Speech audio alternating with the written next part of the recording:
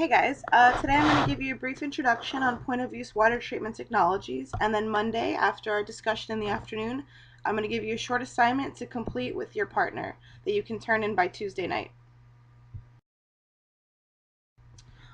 Point-of-use water treatment systems, also known as household drinking water treatment and safe storage systems, are a cluster of technologies that have come into existence since the 1990s.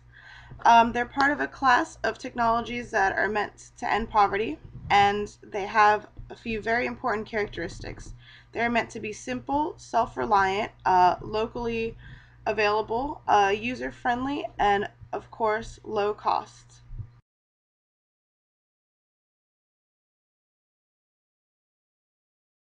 The first technology that I'm going to talk to you about is boiling. Boiling water is one of the oldest and most common means of disinfecting water. Boiling, it's a simple point of use treatment available, and it's really effective against bacteria, viruses, and protozoa. The World Health Organization suggests rolling boil for 1 to 5 minutes, but it's also effective if you heat the water to 65 degrees Celsius for at least 6 minutes.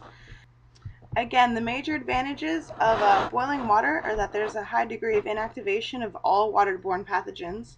It's applicable across a wide range of physical and chemical characteristics associated with water, and it's relatively easy to properly disinfect the water.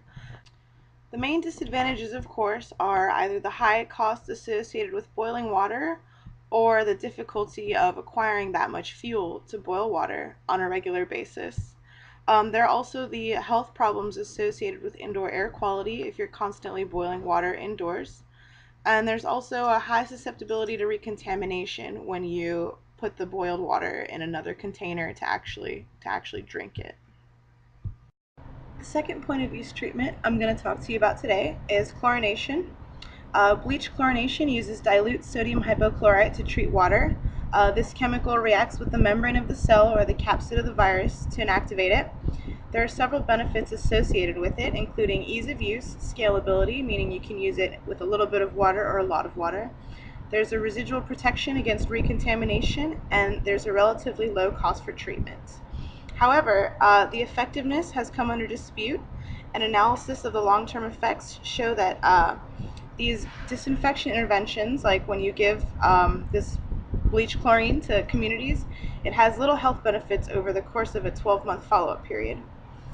It also requires a constant supply of this chemical that could be too expensive for a community to continue to purchase, and it's also kind of annoying to have to continuously apply chlorine to your water.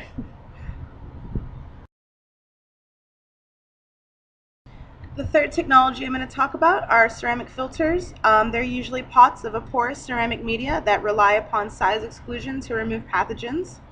The filter consists of the pot-like ceramic filter that's placed into the larger receptacle that acts as a storage tank.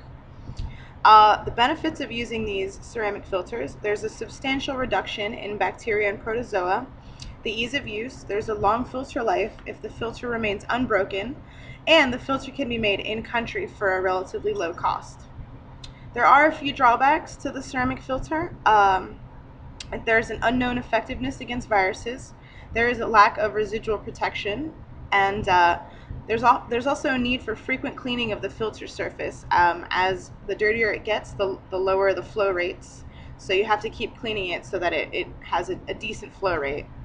Also, you may have heard of Potters for Peace, which is a really common group that promotes the use of these filters. The great thing about Potters for Peace is that when they go into a country, they don't just hand out filters. They actually find local potters, and they teach them how to make the pots, and then in that way these people can make the pots and then sell them so that they can stimulate the local economy. Despite all of these drawbacks associated with the ceramic filters, studies have proven them to have the greatest effect on improving long-term health of communities than any other point-of-use water treatment system. The next point-of-use water treatment technology is a biosand filter. The biosand filter was created as a scaled-down modification of the continuously operated slow sand filter. This technology is extremely popular. It's over 500,000 people in the world use biosand filters. They work by the development of the Schmutzdecke at the top, which is the first couple centimeters on top of the sand. And this is a really biologically active layer that it's like the beginning, the first filter, and then the water is physically filtered as it goes through the sand. The main drawback of the biosand filter is that the health effects of using it vary considerably. Even in laboratory settings, there's anything from 50% removal to like 99.99% removal. Virus removal also has an even greater range of disinfection, and that's really the main drawback of the biosand filter. Sand filters are so popular, of course, because they require extremely little maintenance, and because sand and gravel are basically two materials that you can find just about anywhere in the world. The second video you'll be watching today is actually a USF grad student who's doing some research on biosand filters, and he's going to go through the installation process with you guys and the development of the Schmutzdecke layer and all the stuff you're going to need to know if you ever need to have a point of use water treatment system in your house. So the next method of point of use water treatment I'm going to talk to you about is SODIS, or solar disinfection. Solar disinfection consists of filling transparent containers with water and exposing them to solar radiation. The time needed for full disinfection varies from 5 hours under direct sunlight to 2 consecutive days under cloudy skies.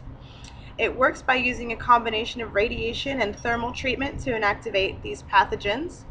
The results of SODIS as a point-of-use water treatment system are promising. Studies have shown a great reduction in viruses, protozoa, and protozoan cysts. However, there are several drawbacks to SODIS. If the water has a high turbidity levels, you actually need to pre-treat the water, and it also greatly limits the amount of water that can be treated at a given time.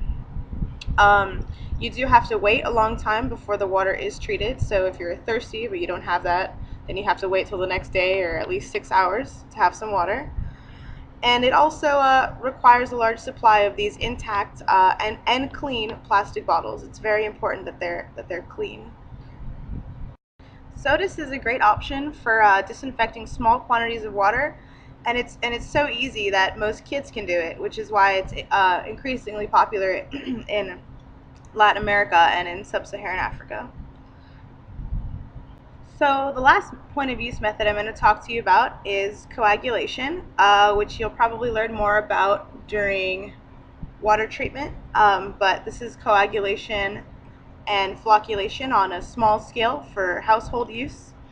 It's typically used in combination with a disinfectant. The most common coagulation method that's used is actually that pure packet that was in that previous slide with the little girl holding it up. And the coagulant is ferrous sulfate, and the disinfectant is calcium hypochlorite. The pros to this system is that it provides a residual against recontamination, and it's highly effective. The cons, of course, are that it's a multi-step process, which is, of course, tedious, and you might skip one, and you don't use the chlorine, so there's recontamination, or you don't use the coagulant right, and it doesn't actually remove any sort of pathogens.